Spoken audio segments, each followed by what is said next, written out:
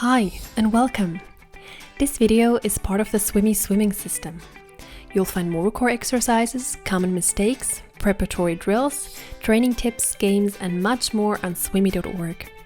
The following exercise is called the airplane. It's designed to test your child's ability to float, which is one of the 5 core skills essential for learning all swimming techniques. Before starting this exercise, it's important that your child has already mastered the bubbling technique. If not, click the link in the top right corner of the video for more information on that skill. Now let's get started with the exercise. Step 1. Have your child stand on the pool floor with their arms extended straight out. Step 2. Then he or she should lean forward and lift both legs off the ground. Step 3. While in a face down position, the child should maintain this floating posture for at least 5 seconds. During the exercise, the head should be underwater.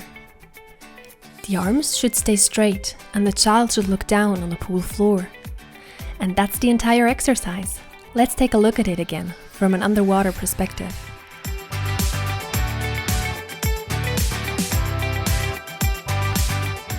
For children, this exercise is mainly about building confidence. Not every child feels comfortable lifting their legs off the ground at first. However, as long as the arms and legs stay straight, there's not much that can go wrong technically. On our website, you'll find a 10-week plan that guides you step by step in teaching your child how to swim. If you enjoyed this video, give it a like and subscribe to our channel to see more exercises like this.